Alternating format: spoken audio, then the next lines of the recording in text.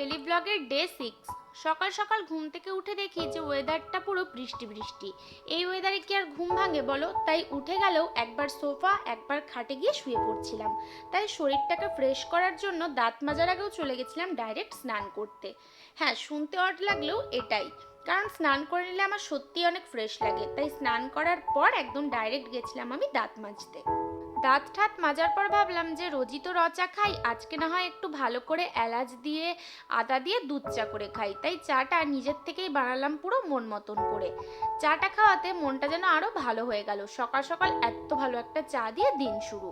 তারপর ঘর থেকে বললো আজকে বড় দিদার ডাক্তার দেখানোর ডেট আছে, বড় পিসিমণির সাথে আমাকেও যেতে। তাই তাড়াহুড়ো করে একটু ব্রেডের মধ্যে বাটার আর চিনি লাগিয়ে খেয়ে নিয়ে রেডি হয়ে গেলাম।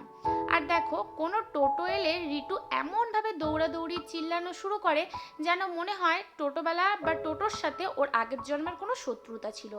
তো যাই হোক, তারপর বড় দিদাকে নিয়ে আমি আর পিসিমণি চলে গেলাম হসপিটালে। যাওয়ার পরেই দেখি কিছুক্ষণের মধ্যে জোরদার বৃষ্টি শুরু হয়ে যায়।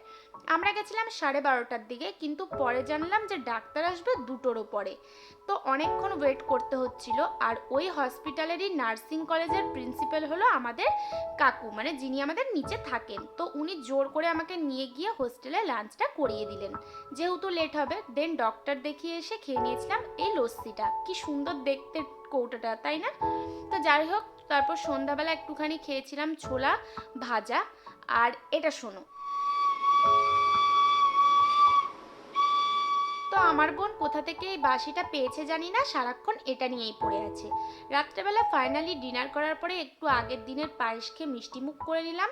দেন চুল টুল বেরুনি করে চলে গেলাম শুতে। সো আজকের জন্য এইটুকুই। Bye bye.